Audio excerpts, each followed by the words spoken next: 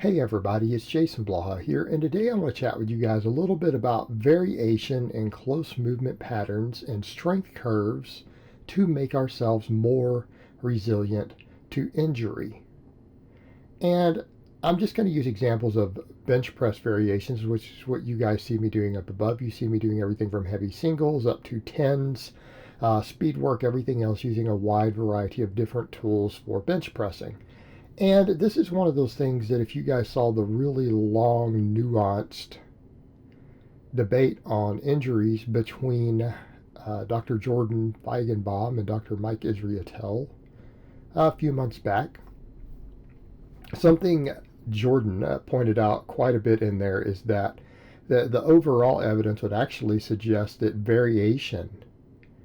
it is variation in our movement patterns that makes us more resilient to injury more than anything else, because we're more used to novel training effects. And we're talking about with heavy loads. We're not just talking about your hypertrophy work. We're talking about the heavy stuff that you do. That it makes us more resilient to injuries because our body adapts to a larger number of novel angles, putting a lot of stress on us, right? And it can cause adaptations that just build our structure better, right? We get better overall structure of connective tissue, things like that. But we also, of course, learn to handle awkward loads better. And when you're able to rebalance yourself and find your groove when dealing with more awkward loads, we tend to get hurt less easily, right? And in fact, the more specificity we tend to have in our training, the higher injury rates can be, especially when we start pushing limits. Because that is also a big deal with injuries, isn't it? Is exceeding your recoverable volume.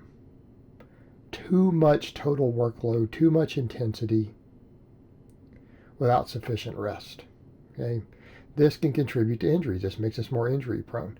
But when we're varying the loadings more with less specificity, we get hurt less. Now, some people would argue it's because maybe we're doing a little more detrained movement patterns, so therefore we're maybe moving less weight in some cases. Sure, absolutely. But if we're still getting the same muscle fiber recruitment, we're still getting hypertrophy. And this is something I have come to respect more and more. This is something I do more and more in my own training, more and more with my own clients. And I obviously take it to a pretty far extreme, similar to the way guys at Westside do. And I'm not saying what I do is exactly like them. I don't want anyone to think that that's what I'm saying. I use their concepts because it works, right? What they do works. But in my case, you guys will see through here using variety of range of motion, using variety of strength curves, using different barbells.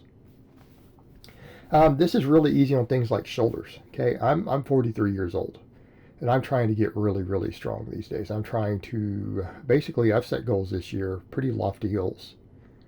For me at 43, my goal for this year is a 375 bench, 600 squat, 650 deadlift. That's what I've set. Yeah, that's reaching pretty far. But we have to think of things like shoulder health. We have to think of things like tendon health, not tearing pecs, elbow tendonitis, right?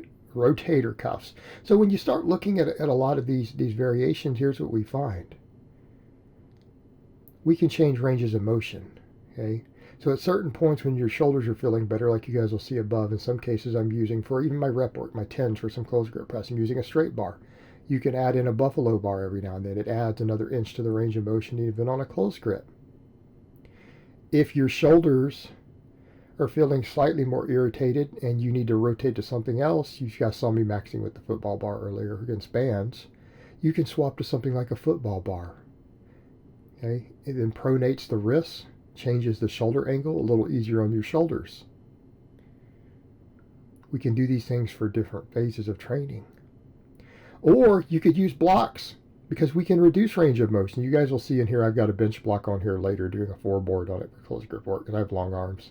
So a 4-board for some guys is only a 2-inch, 3-inch range of motion. For me, I still have a 7 to 8-inch press even with the 4-board on there. I still have over a half rep, and that's just my structure.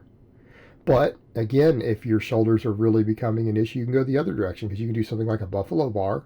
You can add an inch of the range of motion when you want to get deeper and get a deeper stretch because it lights your pecs up a lot. Right, that extra inch of range of motion, you feel it in your chest. It's like you do with dumbbells. Of course, you could use dumbbells for the exact same thing, couldn't you? Yeah, the exact same purpose. Well, you might not handle the same loads because of the instability, that range of motion. But what about when you want to reduce it? Well, you can use board presses, or you can do what I'm doing, a bench block, which replicates a board press. Even if you go down to a one board on it, cutting out about 1.5 inches. All right, or you do a two board. It's going to be something like about 3 inches or so, a little more, a little over 3 inches. All right, you can trim a little range of motion out, and you can do so safely. And no, I don't recommend people do soft partials in the air. We shouldn't be doing partials on movements like this to where the air determines our range of motion and we just go by feel. You need something that gives you a correct stop. That's a soft stop. You don't want to hit pins. Pins beat your joints up. But like a bench block like that replicates a board press, which gives you that softer touch. You could reduce range of motion. You could work that range of motion. It makes it a little easier on the shoulders. Still get good pec recruitment, a lot of tricep. We can vary our ranges of motion based upon inflammation. We can vary our ranges of motion through different phases of training, right? So even right there, I just gave you 4 different ranges of motion on the bench press, 3 of them using a normal bar and like a bench block.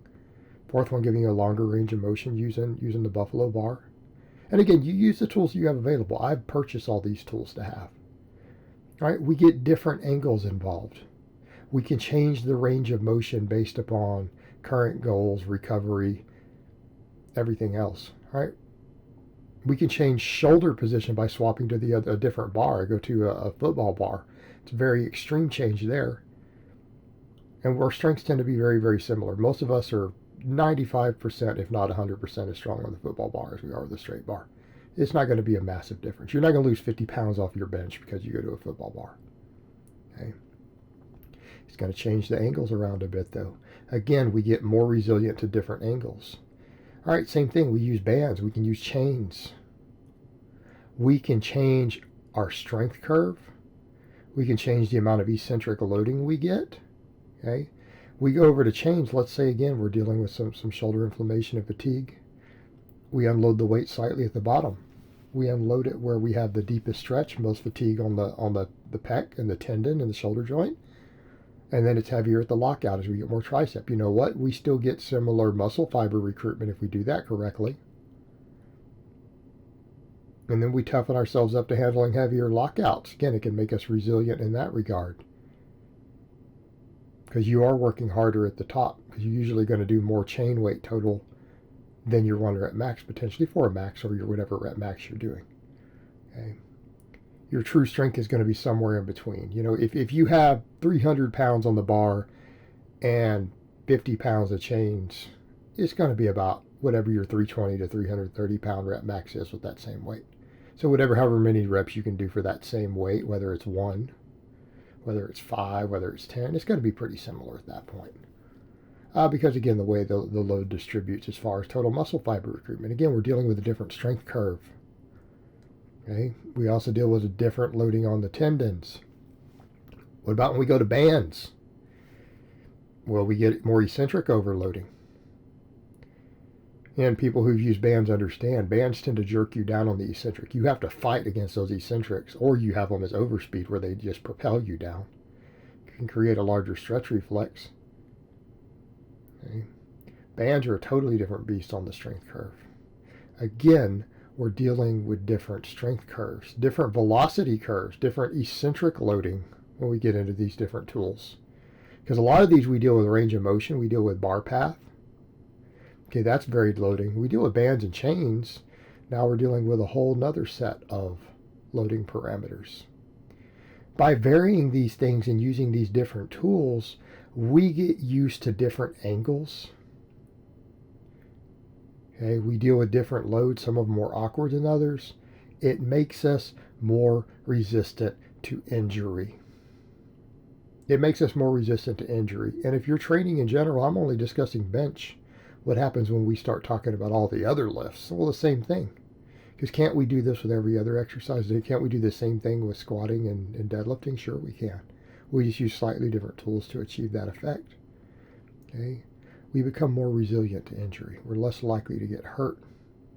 We're more able to handle awkward loads. Okay, that carries over better to the real world. That carries over very well to sports.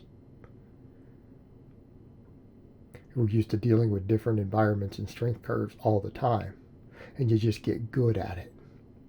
And you tend to perform better, and you tend to be less likely to get hurt when you're put in real world situations of stress outside of the weight room, whether it's a real life struggle, an emergency situation, a contact sport, field sport where you've got to run and jump and pivot. We're more injury resistant. It's a good thing. All right, guys, well, that's really all I have to say on that today. I hope it's been informative, and I will talk to you guys next time.